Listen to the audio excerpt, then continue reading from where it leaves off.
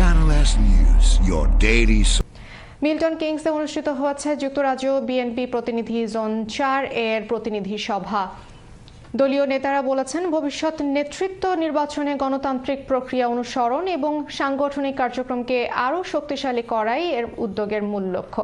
বিস্তারিত জানাচ্ছেন এহসানুল ইসলাম চৌধুরী শামীম। তৃণমূলের মতামতের ভিত্তিতে সংগঠনকে আরো শক্তিশালী ও গতিশীল করতে ধারাবাহিক প্রতিনিধি সমাবেশ করছে যুক্তরাজ্য বিএনপি। সেই কর্মসূচির অংশ হিসাবে সোমবার মিল্টন কিনসে অনুষ্ঠিত হয়েছে জুন 4 এর প্রতিনিধি সভা। এতে বিভিন্ন অঞ্চল থেকে কয়েক শতাধিক নেতাকর্মী অংশ নেন। সভায় সভাপতিত্ব করেন যুক্তরাজ্য বিএনপির আহ্বায়ক আবুল কালাম আজাদ, সঞ্চালনা করেন সদস্য সচিব খসরুজ্জামান খসরু। অন্যান্যের মধ্যে বক্তব্য রাখেন তৈমুস আলী, মুজিবুর রহমান, তাজুল ইসলাম, ফেরদৌস আলম, আহাদুর রহমান সুয়েল, মনসুর আহমেদ রুবেল, আব্দুর রউফ ও আব্দুল অদুস সাহেল সহ আরো অনেকেই। যুক্তরাজ্যের বিএনপি সদস্য সচিব খসরুজ্জামান খসরু বলেছেন, তৃণমূলের মতামতের ভিত্তিতেই আগামী দিনের নেতৃত্ব নির্ধারণ করা হবে।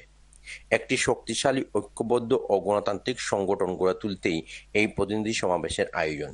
আমরা অতি শীঘ্রই আমরা যে জুন কমিটিগুলো দেওয়া শুরু করবো, যেখানের মধ্যে অনেকগুলো প্রতিযোগিতা আছে, কোনোগুলো জুনের মধ্যে নেতাকর্মী অনেক বেশি, তো এখানে যাচাই বাছাই করে আমরা অতি শীঘ্রই আমরা যেখানের মধ্যে প্রতিযোগিতা কম আছে এখানে আমরা অতি সত্তরই কমিটি দিয়ে দিব।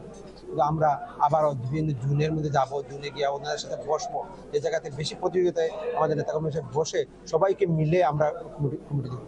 আমরা আগেও বলেছি যে কমিটির যারা আন্দোলন সংগ্রামে ছিল ওনাদেরকে অগ্রাধিকার দিয়েই আমরা কমিটি দেবো, কারণ যারা আন্দোলন সংগ্রামে ছিল ওনারাই তাকে প্রথম সারিতে, আর যারা আন্দোলন সংগ্রামে সক্রিয় ছিলেন না বা অনেক আগে ছিলেন, মধ্যে অনেক গরমের মধ্যে বসা ছিলেন, ওনাদেরকে আমরা কমিটিতে রাখবো, কমিটিতে বাদ দিব না, কিন্তু ওনারা থাকবো পিছনে।